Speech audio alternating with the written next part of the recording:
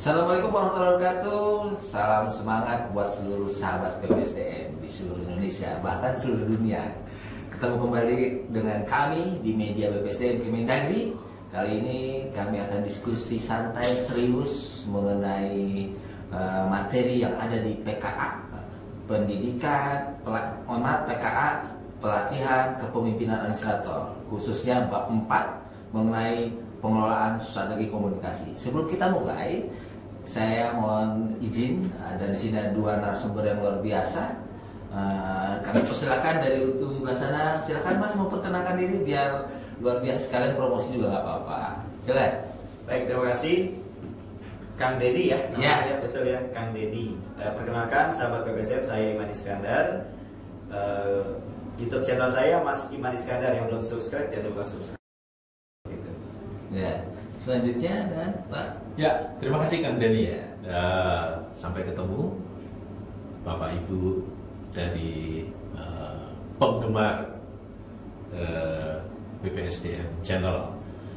Nama saya Gatot Setio Tamtomo. Mudah-mudahan kita bisa selalu bergabung dan bisa selalu berkomunikasi melalui media apapun. Oke, terima kasih atas kehadirannya para narasumber, Pak Iman dan Pak Gatot, yang saya dengar sibuk sekali ya di luar sana. Alhamdulillah sempat hadir di media BPSDM ini. Oke, kali ini kita mau diskusi tentang pengelolaan strategi komunikasi. Boleh saya nanya sedikit ke Mas Iman, apa sih yang dimaksud dengan strategi komunikasi organisasi, Mas? Baik, terima kasih Kang Dedi, Pak Gatot. Sahabat BPSDM, jadi pengelolaan komunikasi, strategi komunikasi ini merupakan bab keempat ya, jadi ya di dalam mata pelatihan komunikasi efektif. Nah, ini merupakan juga lanjutan ya, setelah kita tahu tentang prinsip-prinsipnya seperti itu, dan disinilah strategi ini kan sebetulnya satu cara ya Kang ya, cara ya. Jadi bagaimana kita sebagai individu, sebagai pemimpin perubahan harus punya cara yang jitu ya untuk berkomunikasi ya, supaya apa yang kita harapkan itu, apa yang kita targetkan dalam perubahan-perubahan yang mau dilakukan itu bisa secara maksimal bisa diraih seperti itu. Nah, tentu cara ini kan bisa dilakukan berbeda-beda, bisa dilakukan berbeda-beda oleh setiap orang, yang tentu berkaitan juga dengan kondisi organisasinya seperti itu. Nah, namun cara yang berbeda-beda ini secara umum nanti bisa kita coba lakukan ya. Artinya setiap pendekatan ya, atau cara yang dilakukan oleh setiap individu, setiap pemimpin untuk melaksanakan perubahan di organisasinya, ini merupakan hal yang dilakukan dari mulai perencanaan sampai pelaksanaannya, seperti itu. Sampai evaluasi juga ya? Iya, seperti itu. Nah, sehingga nanti setiap komunikasi yang dilakukan itu kan pasti ada pola, gitu kan? Ada pola yang berlangsung, sehingga harapannya dengan strategi yang tepat ya, sehingga pemimpin perubahan ini bisa secara maksimal mendapatkan hasil. Oke. Lalu bagaimana komunikasi dapat berproses di dalam suatu organisasi? Kalau menurut Pak Gatot gimana Pak? Berprosesnya bagaimana komunikasi? Ya, sebetulnya kan komunikasi itu sudah biasa kita lakukan. Setiap hari memang kita berkomunikasi ya, antara seseorang dengan orang lain, itu sudah jamak ya dalam kehidupan kita sehari-hari. Pertanyaannya adalah ada tahapannya nggak Pak? Iya, inilah. Jadi agak sedikit berbeda kalau di dalam organisasi itu kan memang ada keteraturan ya. Kalau kita komunikasi dengan orang ketemu di jalan ya nggak ada keteraturan tertentu, tetapi mungkin yang dipakai adalah tata krama. Nah, kalau di dalam organisasi ini tentu saja ada tahapan-tahapannya, karena kalau tidak melalui tahapan-tahapan itu bisa menjadi miskomunikasi. Apa itu Pak? Ya, penasaran. Tahap ini ya, yang pertama adalah tahap penciptaan gagasan atau ide, yaitu dilakukan oleh komunikan yang pengirim informasi itu. Yeah. Nah ini mesti ada yang mulai dulu ya. Yeah. Kalau nggak ada yang memulai seperti itu, tentu saja tidak bisa. Lalu ketemulah ya. Nah yang kedua adalah ada encoding. Encoding ini penyusunan gagasan dalam bentuk simbol atau tanda-tanda sandi yang berupa gambar yang menunjukkan atau mengandung arti. Yeah. Jadi ya kira-kira sama lah Pak, kalau kita komunikasi biasa itu bahwa siapa sih yang akan kita komunikasikan? Kita lebih enak dengan levelnya gitu Pak ya? Iya, ada level seperti itu. Yeah. Kemudian juga dengan mohon maaf nih, misalnya dengan orang yang difabel gitu ya. Nah itu ada simbol-simbol atau ada cara khusus tertentu. Tapi dengan orang yang normal pun juga tetap ada langkah seperti itu. Nah di dalam organisasi tentu saja ada simbol-simbol itu. Nah setelah encoding? Ya, kemudian tentu saja ada pengiriman. Ya tentu kalau hanya berhenti di situ saja tentu nggak memungkinkan. Nah gagasan yang sudah disusun tadi dalam wujud simbol-simbol atau tanda sandi itu tadi melalui saluran-saluran tertentu atau media komunikasi yang sudah disediakan, dia mesti ditransfer, dikirimkan. Nah yang berikutnya itu adalah penerimaan, ya kan? Kalau sudah ada yang ngirim ya harus ada yang terima. Nah kira-kira seperti itu. Nah informasi yang telah dikirim oleh si komunikator tadi lewat media tertentu tadi harus diterima oleh penerima informasi. Kalau nggak diterima ya tidak terjadi itu komunikasi kan. Nah, kira-kira seperti itu. Nah kemudian tahap decoding itu kalau tadi encoding masuk keluar dari ini, lalu ketika diterima dia harus didecoding lagi gitu ya. Decoding itu untuk menginterpretasikan atau mengartikan gagasan dari pesan yang diterima itu ya. Jadi seperti itu. Jadi supaya ini apa yang disampaikan itu nyambung. Nah ini yang perlu kita. Lalu yang berikutnya yang keenam itu tanggapan, yaitu komunikan memberikan respon yang telah ditanggapi tadi. Nah bentuk respon atau umpan balik itu ada macam-macam ya, bisa saja langsung, nggak langsung, lalu bahkan respon terhadap hal yang kurang dimengerti. Nah itu kan juga bisa respon kan, sama seperti kita dengar responnya, gimana ya, apa ya maksudmu? Ulangin dong. Nah itu kan belum mungkin itu kurang mengerti. Kira-kira seperti itu. Jadi bisa juga hal-hal yang kemudian diartikan sebagai hal yang positif, negatif atau netral dan sebagainya. Ya itu bisa saja. Jadi karena itu respon ya. Jadi proses komunikasi itu ada 6 tahapan Pak ya? Boleh saya simpulkan ada tahapan penciptaan gagasan, tahap encoding, tahap pengiriman, tahap penerimaan, dan decoding, dan terakhir tanggapan Pak ya? Betul.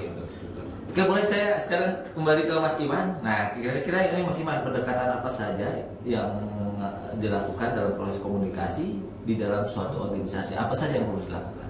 Oke, baik ya.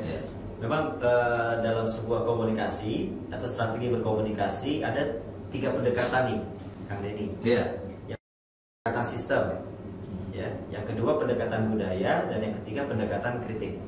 Ya.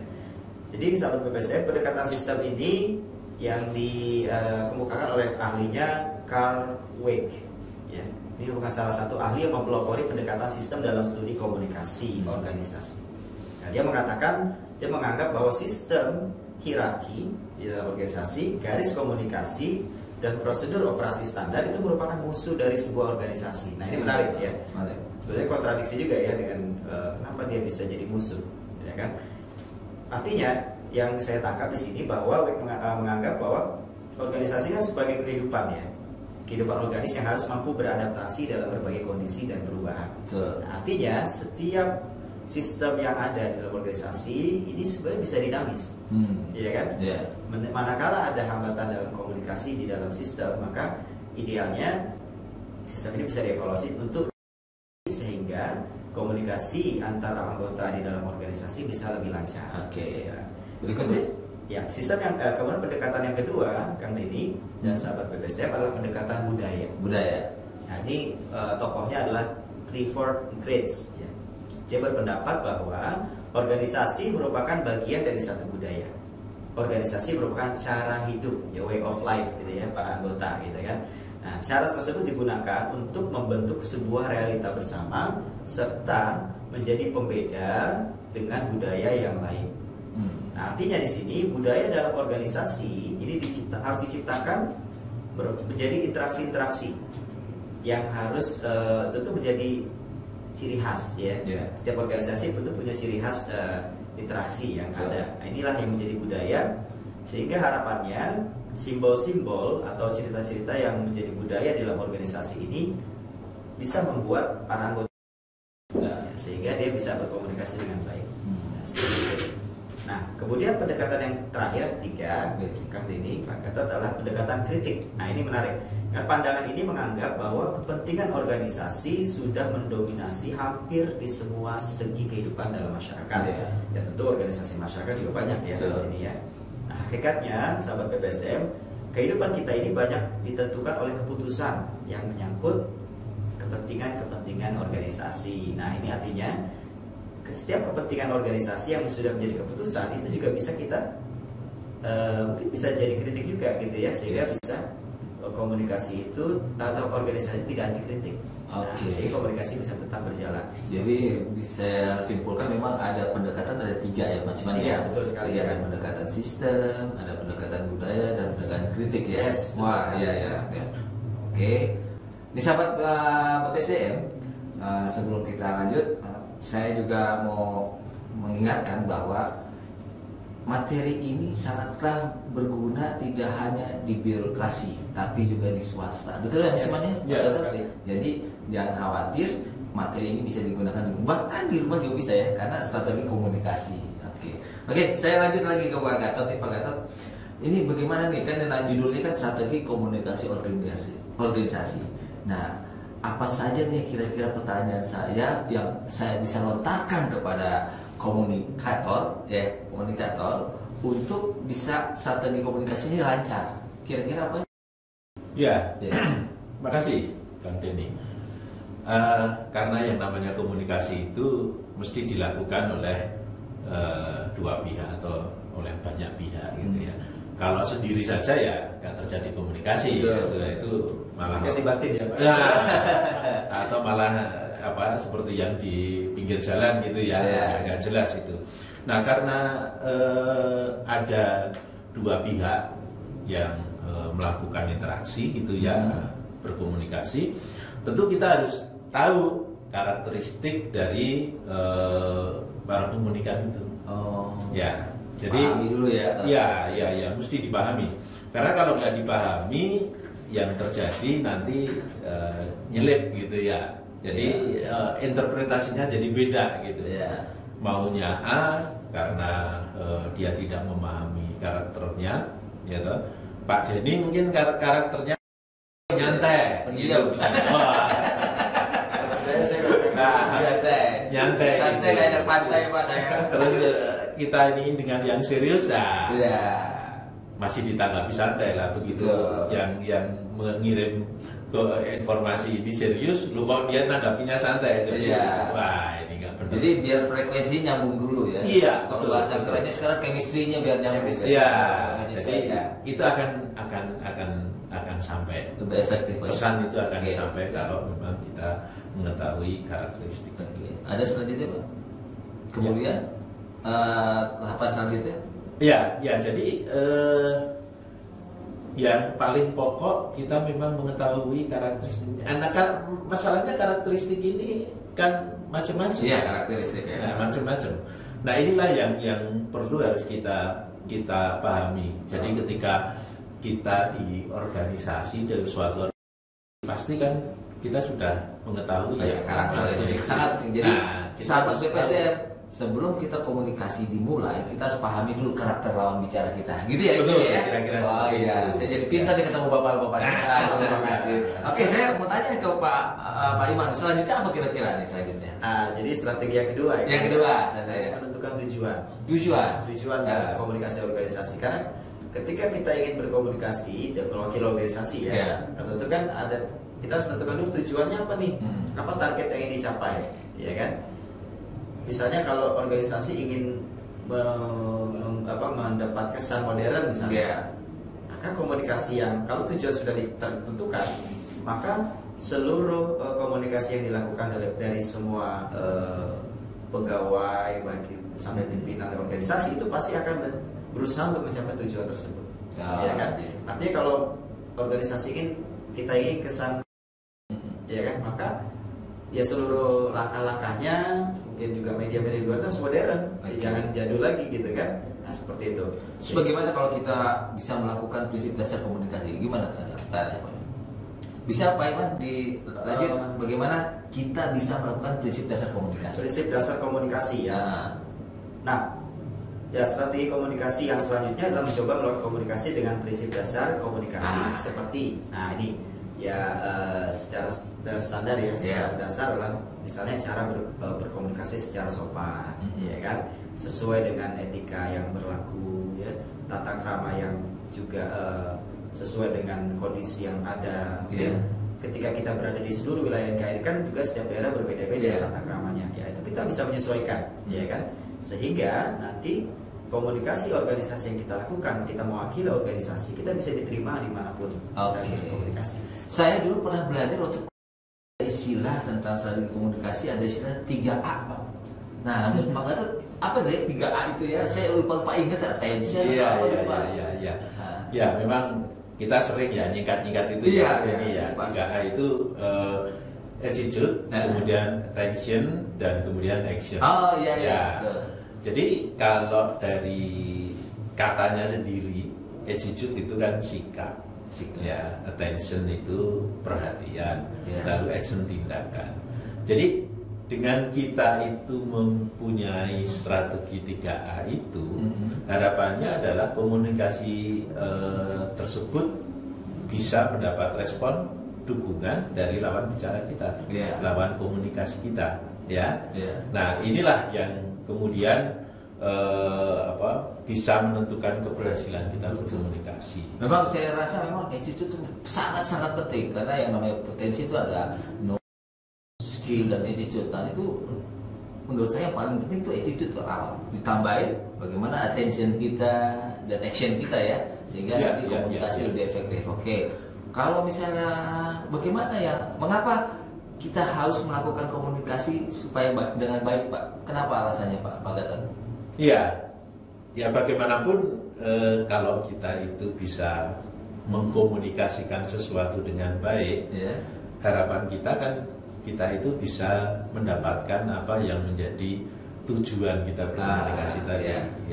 Jadi itu bisa aja komunikasi itu secara verbal non verbal itu is okay ya. Tetapi intinya adalah bahwa ketika kita melakukan itu, maka goalnya jangan dilupakan.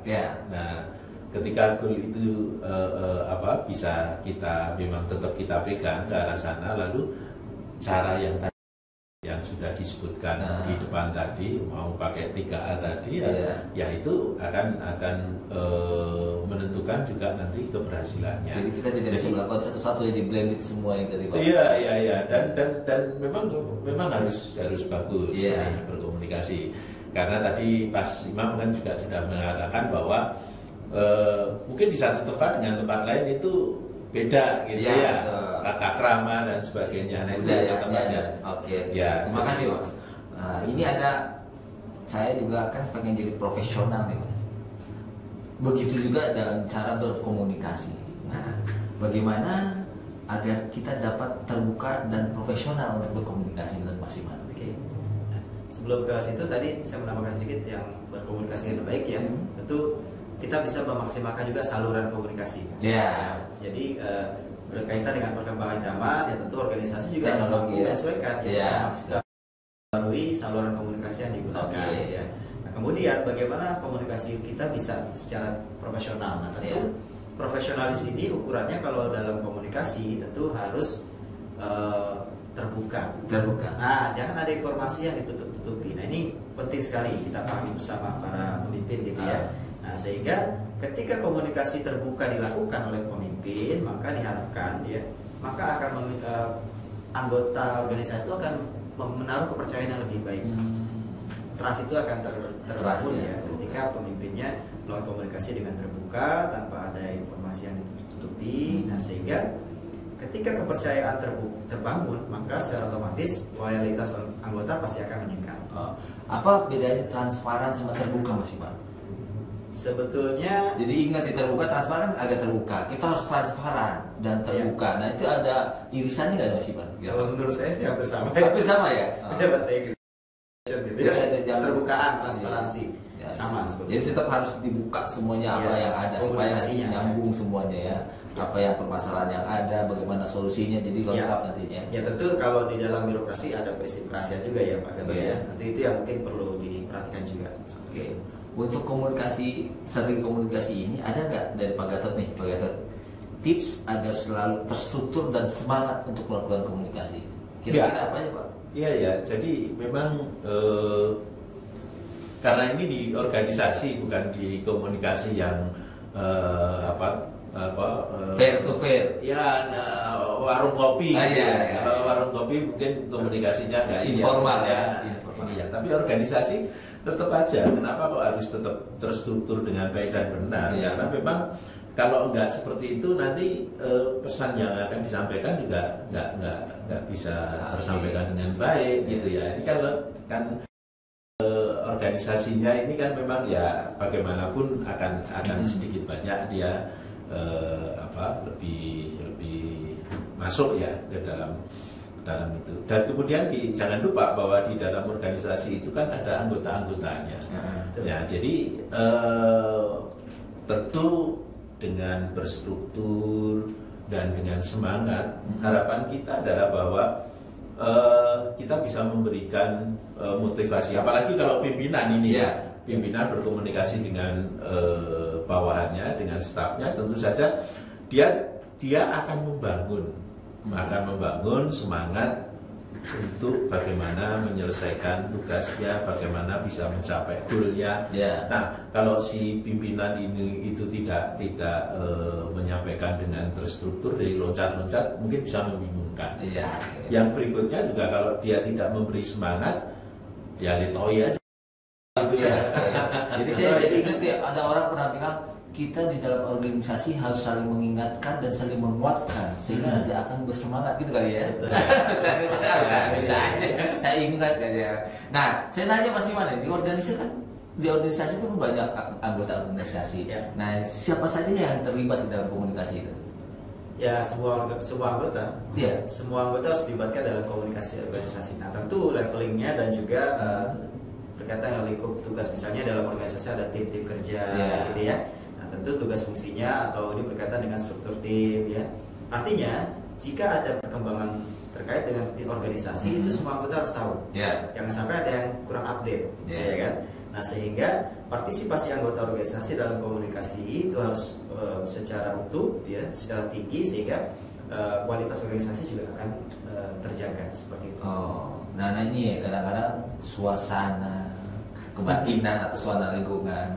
Bagaimana caranya nih supaya kita mengubah suasana komunikasi menjadi enak tuh, kira-kira Pak Gatot gimana ya? Iya. Kadang-kadang ada bikin kesel gitu. Begitu. Jadi memang suasana ini kadang-kadang tidak kita ciptakan muncul sendiri. Betul, Pak. Tapi di dalam organisasi baiknya kalau kita menciptakan suasana sehingga tetap nanti goalnya itu akan tercapai dengan baik. Nah, suasana itu karena ini organisasi, janganlah kemudian dikonotasikan dengan hal yang formal. Jangan terlalu formal. Bisa aja berkomunikasi.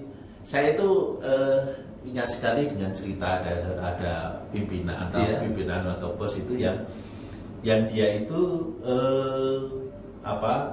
selalu menyapa, selalu mengucapkan terima kasih bahkan kepada OB, ya. Jadi ketemu di toilet gitu ya, kalau masuk ke toilet, dia terima kasih, kemudian dia wah luar biasa nih, toiletnya bersih gitu ya. Padahal ya setiap hari kayak gitu, Mas. Tapi senang dipuji ya. Itu reward Pak ya? Iya, itu salah satu reward. Kemudian juga tiba-tiba kita datengin si staff gitu ya. Tidak selalu staff yang datang ke ruangan bosnya, tapi bos datang ke ruangan staff. Saya akan suasana lebih. Saya akan ikuti arahan dari Pak Gatot. Semua orang harus saya puji. Oh iya. Saya ingat tadi ya. Itu nggak bayar kok. Muji itu kan nggak bayar. Betul Pak. Kamu cantik, baik, ganteng, banyak duit, bagi duit dong gitu. Oke, sekarang Mas Iman deh. Nah, dalam strategi komunikasi ini perlukah ada pengawasan dan evaluasi untuk melakukan komunikasi di organisasi? Baik, perlu Mas. Jadi perlu, ini Mas strategi yang terakhir ya. Jadi 10 strategi berkomunikasi. Jadi pengawasan dan evaluasi ini harus dilakukan ya. Tentu oleh biasanya ada pemimpin ya dalam konteks mengawal komunikasi organisasi yang berjalan. Nah tentu setiap komunikasi yang berjalan ya harus sesuai dengan apa yang direncanakan. Sehingga nanti tujuan bisa tercapai ya dari organisasi kita ya. Nanti target itu akan dievaluasi sesuai dengan evaluasi komunikasi yang berlangsung seperti itu. Nah boleh saya lanjut ke Pak Mas Iman ya, hambatan ini yang hampir terakhir nih ya. Hambatan apa saja? Nah, sebagian dari Pak Iman, dari Pak Gatot, sekarang Mas Iman. Kira-kira hambatan apa saja yang akan terjadi dalam melakukan komunikasi di dalam organisasi? Jadi saya mengutip pendapat ahli aja ya Pak ya. Siapa ahlinya? Namanya Robin. Oh si Robin. Kenal ya Kang Deddy ya? Waktu kuliah saya sering dengar itu si Robin. Bukunya tebal gitu Mas. Tebal banget itu. Oh iya. Oh beda. Bukan Batman dan Robin bukan? Bukan. Silakan lanjut Pak. Jadi menjabarkan ya, hambatan komunikasi secara umum terdiri dari filtering. Kemudian persepsi selektif ya, kelebihan informasi, defensif dan bahasa. Hambatan komunikasi ini kemudian dibedakan menjadi hambatan sistematis, teknis, biologis, fisiologis dan kecakapan. Ya. Nah, sebetulnya hambatan komunikasi organisasi pun itu memiliki pola dan jenis yang sama dengan komunikasi lainnya. Yang pertama nih Kak, hambatan teknis ya. Hambatan teknis merupakan jenis hambatan yang terjadi karena media yang digunakan dalam berkomunikasi. Nah, ini semisal kalau kita gunakan radio ya sinyalnya nggak bagus, kersek-kersek ya, atau kita gunakan handphone ya. Atau itu kalau komunikasi yang penting menurut kita jangan gunakan telepon WA misalnya, itu pasti akan bermasalah. Jangan sampai kuotanya habis aja. Apalagi begitu. Memalukan. Tinggal buatkan ini aja kalau. Anak pasti nggak apa-apa, anak kos. Kemudian ini, jadi komunikasi teknis berasal dari perangkat, ya kan? Nah ini tentu menurut ahli juga Girodan dan Sherman ya. Nah dia mengatakan dalam buku yang berjudul Personal Management, hambatan teknis dalam komunikasi dapat dijabarkan sebagai berikut: tidak ada prosedur kerja, kemudian tidak adanya penjelasan atau informasi yang jelas, kemampuan membaca yang kurang baik, dan media yang dipilih tidak tepat. Satu lagi apa? Nah, itu yang teknis ya. Yang kedua hambatan semantik. Semantik ya. Hambatan jenis ini adalah hambatan yang terjadi akibat proses penyampaian pengertian atau ide yang tidak efektif. Artinya di sini studi yang mempelajari semantik ini, pengertian diungkapkan dalam bentuk bahasa itu tidak bisa dipahami oleh komunikan. Seperti itu. Nah, sehingga nanti feedback harus pasti akan bermasalah. Jadi tadi dari Mas Iman nih hambatan komunikasi berdua nih, hambatan teknis dan hambatan semantik. Nah, saya juga pengen tahu nih dari Pak Gatot nih, hambatan yang lain apa kira-kira Pak Gatot? Iya, karena ini komunikasi itu bukan antara makhluk mati dengan makhluk mati, itu dengan makhluk hidup. Pasti meskipun dia makhluk hidup, itu hambatan manusiawinya ada. Ya. Jadi karena manusia itu makhluk hidup, ada emosi, ada juga hal-hal yang saya berprasangka.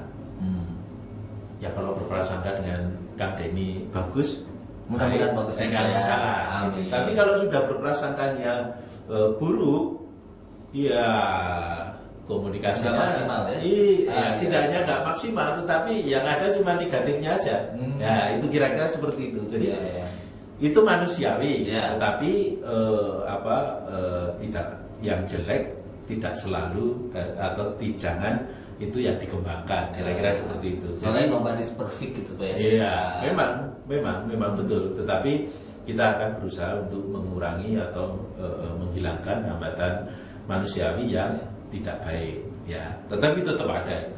Yang namanya emosi, manusia punya emosi. Ya. Kemudian juga ada hambatan sosio-antropsikologis. Ya, hambatan ini karena apa?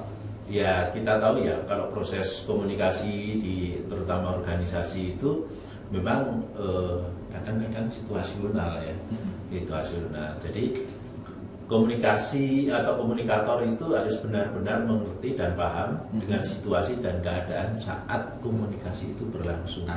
Ya, sosio antropsikologis. Psikologisnya gimana? Ya, Mas Denny ini sedang nggak enak badan gitu, tapi lalu saya memberikan tugas yang berat. Nah, mungkin tidak bisa diterima dengan semestinya. Kira-kira seperti itu. Jadi itu harus berpikir caranya bagaimana ya? Iya, psikologisnya. Jadi kalau memang kondisi seperti itu ya kita harus merubah teknik untuk bisa berkomunikasi. Ada lagi Pak?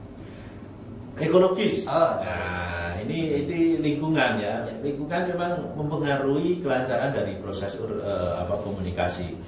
Jadi banyak faktor komunikasi yang terhambat akibat gangguan dari lingkungan tempat komunikasi berlangsung. Ya, jadi misalnya kita lagi serius membicarakan hal tertentu, tetapi kiri kanan kita itu gaduh. Ya pasti ini akan memberikan hambatan kita komunikasi. Wah, harus teriak-teriak. Nah, ketika teriak-teriak nanti yang menerima itu bisa salah, masuk ke hambatan yang psikologis tadi, ya kan? Nah ini jadi ada berhubungan. Jadi makanya kita memang harus pahami keadaannya. Jadi tidak hambatan satu kemudian enggak, tapi siapa tahu hambatan satu itu berhubungan dengan hambatan yang lain. Tidak selalu hambatan itu datang bersamaan gitu. Salah satu tiba-tiba muncul, kadang-kadang beberapa. Iya, bisa. Waduh, luar biasa nih informasi yang disampaikan oleh narasumber yang luar biasa, Mas Iman, Pak Iman, mohon maaf ya, karena awet muda saya panggil Mas saja terus. Dengan Pak Gatot, atau saya panggil Gatot atau Mas juga Pak? Silakan. Yang penting ada Gatotnya. Kepengennya sih lanjut lagi nih Pak, cuman kata orang yang namanya terlalu nggak baik. Jadi kalau terlalu sebentar salah, terlalu panjang juga salah. Tapi nanti mungkin lain waktu kita bisa lanjutkan lagi. Pak Ima dan Pak Gatot, terima kasih sudah hadir di acara channel khusus media BPSDM Kemendagri. Mudah-mudahan di topik yang lain di waktu ini bisa datang lagi. Terima kasih Mas Iman, Pak Gatot atas kehadirannya. Sama-sama. Terima kasih untuk seluruh sahabat BPSDM di Indonesia bahkan luar negeri ya, mudah-mudahan bisa bergabung lagi. Saya salam hormat dari saya, salam semangat selalu untuk semua sahabat BPSDM. Wassalamualaikum warahmatullahi wabarakatuh. Waalaikumsalam.